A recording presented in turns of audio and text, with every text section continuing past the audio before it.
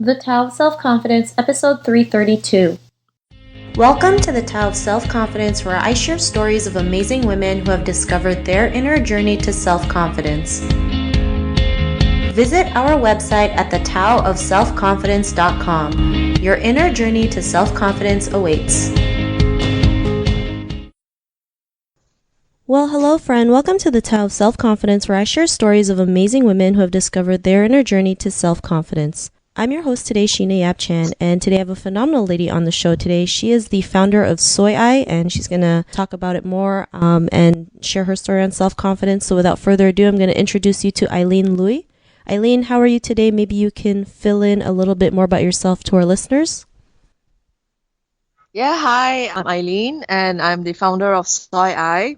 SoyAi is a social enterprise that produces soy milk as a business, and the aim of the social enterprise is to help underprivileged youth to change their future for the better. The social enterprise actually supports about 200 kids from orphanages and monastery in Myanmar in terms of their daily expenses like food and transport, as well as their tuition fees for education. So I'm actually a Malaysian, but I live in Myanmar and have been living here for the last 4.5 years. Awesome. Well, thanks for sharing that, Eileen. And what would be your favorite self-confidence quote? My favorite self-confidence quote would be, "Don't say it can't be done, find a way to make it happen." I like that because a lot of us, we feel like we have to, we feel like we can't do it. It's like if someone else has done it, it's like what makes us worthy of doing the same thing or doing the similar thing when we just have to go out there and take action. You know, if we take action, it just cures that saying it can't be done, right? We just go out there and do it, and we might fail a couple times, but in the end, we can get it done as long as we believe in ourselves and we keep on going. So great quote that you mentioned. And in your own words, how would you define self-confidence? Well, how would I define self-confidence? It's just to be comfortable in being who you are, right? And I think a lot of times we allow society to shape who we are because, okay, you can't dress like that because it's not good for a girl, or you can't do this because it's not right in terms of, what society wants to see. But I think as long as you're not harming, or you're not harming people, or you're not doing a crime, as long as you're comfortable in your own skin, right? Whether you have short hair, long hair, you're fat or you're tall or you're thin, as long as you can carry yourself properly in a manner which you are comfortable and you're happy with, I think that is self-confidence. I like that definition, especially growing up as an Asian woman, we've been so programmed to being told what to do.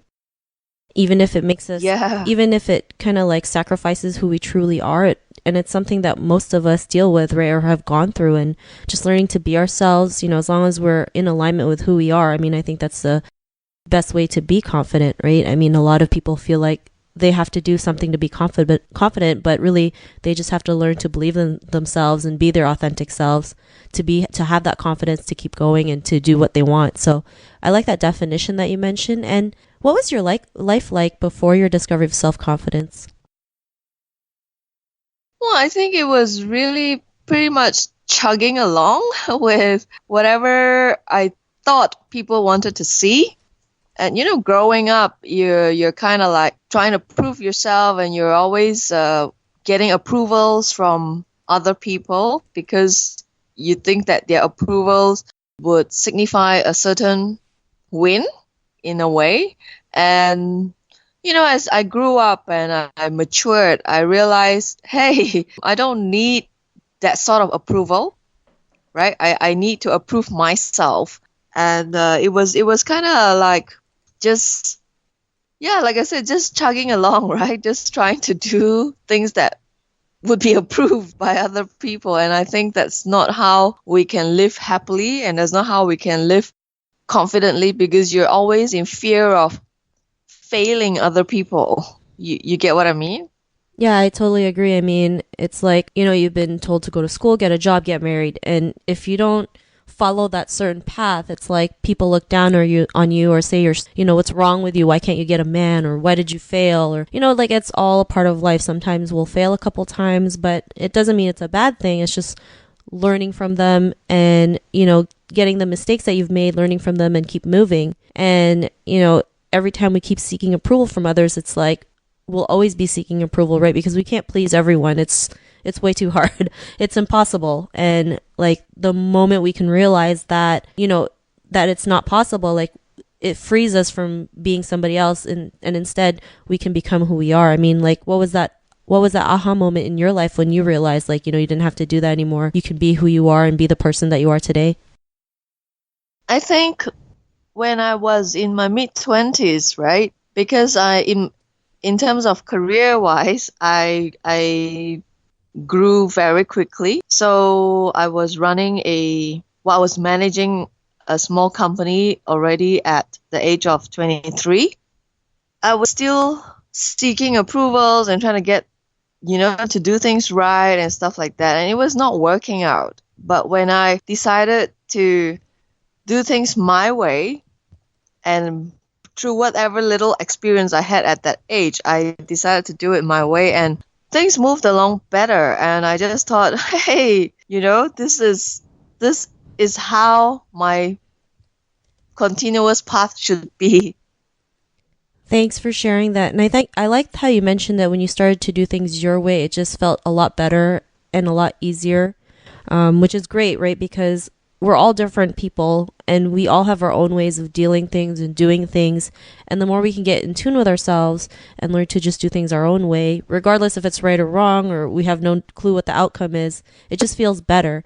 And it just gives you that confidence to just keep doing things your way and keep, going out there and just taking action in whatever it is you wanted to do. And, because of that realization, what's your life been like now?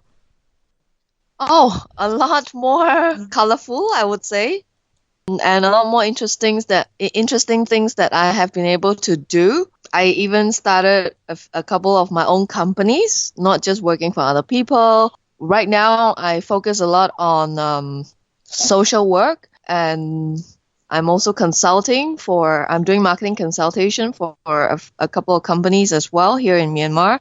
So if I had not chosen to do things my way, I think I would still be chugging along, working for people and thinking, yes, okay, I think this might be right or this might be wrong. I'll still be wondering. But, doing things your way, you make mistakes and you hit your head on the wall real hard, but you learn from it a lot better because it was your own decision. Thanks for sharing that. And, it's great that you've been able to go out there and, do things your way and, have success that you have today.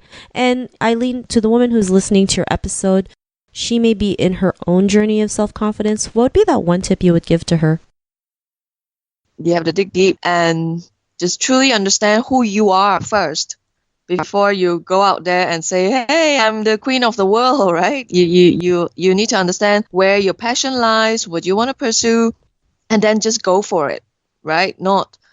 You're going to fall down, you're going to fail, you're going to go through so many really crazy stuff. But if that is really your passion, then you should not let anyone stop you. Those are great tips. And I, totally agree with everything what you said, especially digging deep. Because I think a lot of people don't realize like confidence is really like, inner work, learning to really love yourself, know what you like and don't like, so you can go out there and know what you want. Whether, it may be scary, may be tough, and we may fall down a couple times, but like you said, it's going to be all worth it. And, if our listeners wanted to get to know a little bit more about you and what you do in your social work, is there any links or social media profiles we can connect with? Yes, I'm on Facebook as Eileen Lui, and I'm also on Instagram as Eileen Lui. Thanks for sharing that. And to our listeners, if you want to connect with Eileen, you can also head on over to thetaoselfconfidence.com and search for Eileen's name. Her show notes will pop up along with everything else we talked about. And I just want to thank Eileen for taking the time to share her story and tips with us on self-confidence. So thank you so much. You're welcome. Thanks for having me on the show. Not a problem. It was great having you on the show. And to our listeners, be on the lookout for another new episode of another amazing woman's journey to self-confidence. And we'll catch you later. Bye for now. Bye. Thank you for tuning in to another amazing episode of The Tao of Self-Confidence. Visit our website at thetaoofselfconfidence.com to check out cool resources, blog articles, show recaps, and so much more. Your inner journey to self-confidence awaits.